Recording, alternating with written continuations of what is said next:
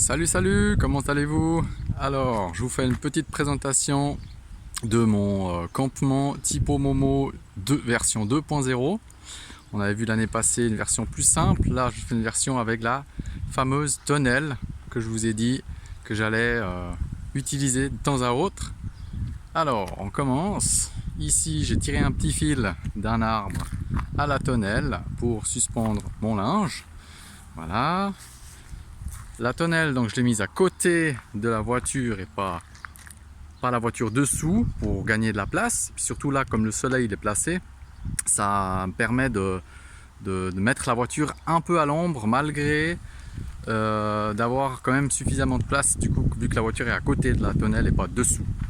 Puis vu que j'ai le coffre de toit, de toute façon pour la mettre dessous ça aurait été compliqué. Ce que j'aurais dû faire c'est de la monter puis ensuite la mettre par dessus, mais bon ça va pas avec le coffre de toit, c'est pas très, c'est un peu encombrant, du coup elle va très bien à côté.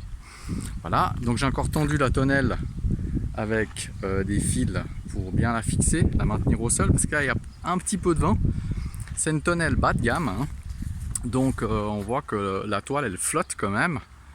Elle n'est pas tendue, donc quand il y a du vent, ça fait l'effet un peu montgolfière, l'air qui passe dessous, qui essaie de la lever, mais comme je l'ai bien fixé au sol, avec des sardines et des fils tendeurs, ça devrait le faire. On va tester ça. Déjà en temps sec. Voilà. Donc ici le salon, hein, qui est cette fois-ci ombragé. Voilà. J'ai ici suspendu, accroché également ma bâche, histoire de fermer. C'est une bâche qui est une bâche militaire hein, que j'ai fixée avec des colsons pour avoir une paroi fermée. Et là j'ai des colsons, en fait c'est des colsons qu'on peut rouvrir. Donc vous voyez on peut les desserrer en appuyant là-dessus. Ça les desserre. Bon je vais pas le faire maintenant mais on peut. C'est pas des usages uniques. On peut les rouvrir, les refermer autant qu'on veut. Ça c'est pratique. L'intérieur, vous connaissez déjà un petit peu, je vous représente en rapide. Donc, déjà, petite amélioration ici, les moustiquaires. C'est des pare-soleil qui font effet moustiquaire. Hein, qu'on enfile comme des sacs par-dessus la portière. Donc, la toile elle est des deux côtés. Ici, j'ai la fenêtre ouverte. Et là, j'ai mon fameux déflecteur d'air. C'est une espèce de machin comme ça, vous voyez, qui se fixe dans la fenêtre tout le long, là. Qui mesure 5 cm environ. Puis la vitre quand elle monte, là ici, hein, la vitre quand elle monte, elle vient se mettre dessous. Donc ce qui permet en fait d'ouvrir la fenêtre de 5-6 cm. Et puis s'il pleut, bah, il pleut ici et ça coule là le long, puis ça vient pas pénétrer dans la voiture. Donc ça, c'est une amélioration que j'apporte cette année. Donc le déflecteur pour la pluie, l'anti-pluie et du coup la moustiquaire par-dessus. Pour éviter que les moustiques rentrent. Je pourrais encore éventuellement ici mettre un petit aimant, que ça colle un peu mieux. Là, c'est pas très bien mis, mais on va ajuster. Donc ça, et puis j'ai du coup la même chose de l'autre côté. Donc deux déflecteurs et deux moustiquaires, ce qui permet de faire circuler l'air mieux que l'année passée qui avait juste une fenêtre ouverte. Comme ça, l'air vraiment, elle peut circuler. Et puis même s'il pleut pas, je peux ouvrir les fenêtres quasiment complètement, même jusque là en bas. Et puis ça fait moustiquaire, c'est ce que j'ai fait hier. Il pleuvait pas, du coup j'avais quand même le déflecteur, on sait jamais si d'un coup commence à pleuvoir la nuit, bah, je peux vite mettre le contact, fermer les fenêtres pour pas qu'il pleuve dedans.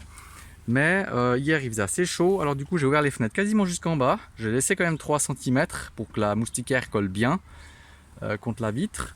Et du coup j'avais quasiment les deux fenêtres entièrement ouvertes. Donc il faisait agréablement frais dans la voiture hier quand je dormais. Avant de passer dedans, le coffre de toit donc, hein, un coffre de toit qui fait je ne sais plus combien de litres, mais qui fait quasiment 2 mètres de long, 70 cm de large. On pourrait théoriquement mettre 5 paires de skis à l'intérieur, l'hiver. Et puis du coup moi je range dedans, grill, table, natte, chaise, tout ce qui va à l'extérieur. La tonnelle aussi, qui prend la moitié de la place là-dedans, mais la tonnelle va là-haut. C'est un peu compliqué de la mettre dedans parce que cette tonnelle elle pèse 14 kg et un sac assez gros. Donc en fait le coffre de toit, l'année passée je l'avais collé ici au bord, le bord ici là, comme ça c'était facile d'accéder et de pouvoir aller chercher les choses au fond. Et cette année je l'ai décalé, je l'ai décalé de 17 cm. Donc de là à là, il y a 17 cm. Pourquoi? Quand je plie la tonnelle, je la mets dans son sac. C'est un sac qui est rectangulaire, qui fait, je sais pas bien, 1m20 de long. Et du coup, en fait, je viens le poser là-dessus, comme il est lourd. Je le pose là-dessus et là-dessus en long, comme ça, en rectangle. Et une fois qu'il est posé là-dessus, je monte et je peux ensuite le basculer à l'intérieur. Parce que le prendre directement et descendre, faire la marche ici à pied, c'est casse-gueule. Donc, première étape, c'est de le poser là-dessus, sur les barres. Puis une fois qu'il est sur les barres, je monte, je m'accroche à la porte et je peux le basculer dedans. Comme ça, c'est beaucoup plus facile. Voilà. Pour ça que je ne le mets pas là au bord, le coffre. Et puis, même s'il est décalé, je peux quand même facilement encore aller jusqu'au fond. Donc, c'est pas trop un problème en fait. Comme il est assez étroit comme coffre, il n'est pas très large, je peux quand même aller accéder jusqu'au fond. Je pourrais aussi le fermer puis le rouvrir de l'autre côté. Donc, je ferme là, aller de l'autre côté, rouvrir. Il y a aussi une serrure, il se bascule dans l'autre sens. Mais bon, ça évite de devoir aller mettre le pied là-bas au bord du lit. Voilà. Donc maintenant, l'intérieur. Comme déjà dit, hein, donc j'avance le siège passager conducteur, enfin le siège passager avant. Je l'avance au maximum et je bascule le dossier en avant pour gagner de la place derrière. Et du coup, ici, je peux rentrer. Vous voyez, il y a la place. Tac, je rentre dans la voiture. Je peux tendre les jambes, facile. Fermer la portière. Tac. Et je me retrouve en fait dans un espèce de sas d'entrée, comme dans un camping-car ou dans un van plutôt. Un petit espace à l'abri. S'il pleut et il y a des moustiques, moi je suis à l'abri, j'ai rien à me soucier. Et puis du coup, je peux facilement ici manger un truc, boire un verre, lire un bouquin, me servir à la glacière, elle est juste là-dessus. Et puis ensuite, dès que je suis prêt pour aller me coucher, alors ici en fait, ouais, j'ai encore accroché une lumière à un fil, là, j'ai accroché un fil ici, une lumière, tac, que je mets comme ça dessus, je peux venir là, s'il fait nuit, ben, je peux allumer la lampe, la mettre ici par exemple, me déchausser, me sécher si je rentre du bain ou de la douche ou de la pluie, j'enlève mes chaussures, voilà, et puis ensuite, je peux basculer dans le lit, la fourchette là, je bascule dans le lit pour aller là. Cette fois-ci, alors je vais vite le faire sans me prendre la lampe dans la tronche.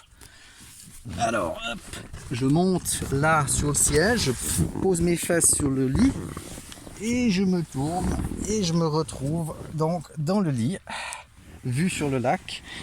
Voilà, je me suis pris la lampe dans la gueule, un peu petit hein, dans un break, c'est pas aussi haut que dans un van bien sûr.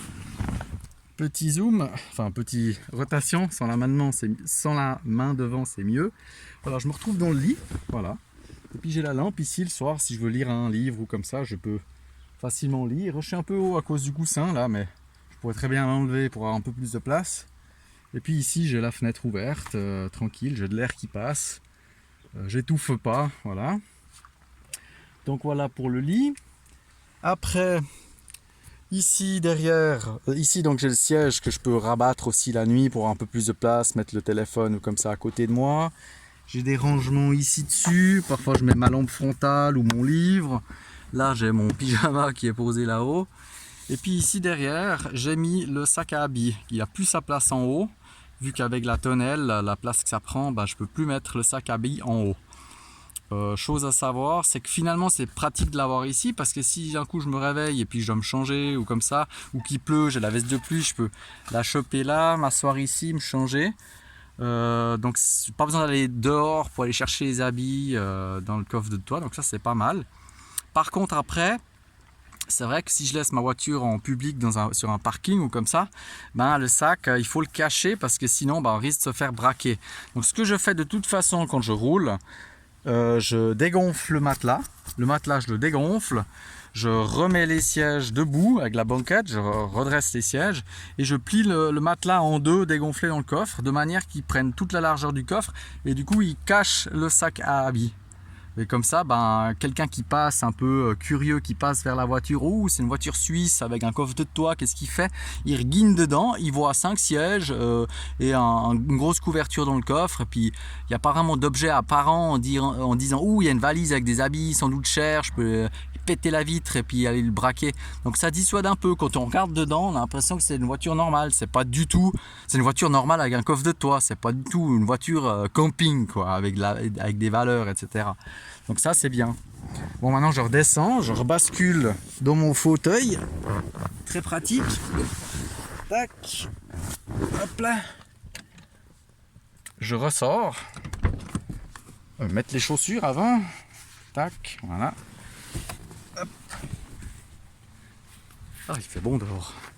Je ferme la porte. Et je finis par la cave. Ici, donc le lit. Hein. J'ai aussi des rangements là de côté. Hein. Alors je vais juste lever ça. Je vais poser le téléphone. Je vais essayer de faire avec le téléphone dans la main. Ça va être compliqué. Je surélève le coffre.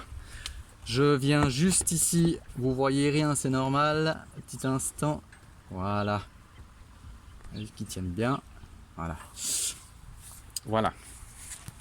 Donc je surélève le plancher du coffre où se situe normalement une roue de secours et qui en a pas, mais la loge est bien existante, qui me permet du coup de ranger plein de choses. Et ici je maintiens ici avec un bâton le truc là, parce qu'il y a des petits freins là, mais avec le poids du matelas et surtout du sac à habits, il a tendance à redescendre. Du coup je le maintiens avec ce petit bâton, comme ça quand je dois aller chercher les choses comme ça, j'ai pas besoin de, je me le prends pas sur la tête. Voilà. Donc ici j'ai un petit peu tout, cuisine, assiette, verre, charbon, bouteille de vin, une petite cave à vin là, de l'allume-feu, les bonbonnes de gaz pour le réchaud, des câbles de pontage, des rouleaux de PQ, papier ménage, voilà, j'ai un petit peu, c'est un peu le local technique avec les choses que j'ai besoin. Voilà, voilà, et je crois qu'on a gentiment fait le tour. Petite dernière parenthèse ici, je profite du jour avec une power bank, donc une batterie extensible pour le téléphone, enfin une batterie. Putain, il est en train de tout s'arracher le machin avec le vent. Voilà, avec deux panneaux solaires. Donc j'utilise celui-ci pour l'instant, celui-là il est juste là pour bronzer un peu. Pour l'instant je l'utilise pas. Donc panneau solaire avec une batterie auxiliaire qui permet ensuite de charger le téléphone, etc. Alors je peux charger bien sûr la lampe qui est suspendue dedans, la lampe frontale, le téléphone. Je charge tout ça à l'allume-cigare quand je roule bien évidemment. Mais quand je suis plusieurs jours à l'arrêt, eh bien d'avoir une petite extension de batterie, ça peut être pratique, surtout avec des panneaux solaires. Donc voilà. Voilà, donc on a fait le tour de ce version camping. On voit rien depuis derrière. Et puis voilà, je vous laisse sur ces images, je vous dis à bientôt. Salut!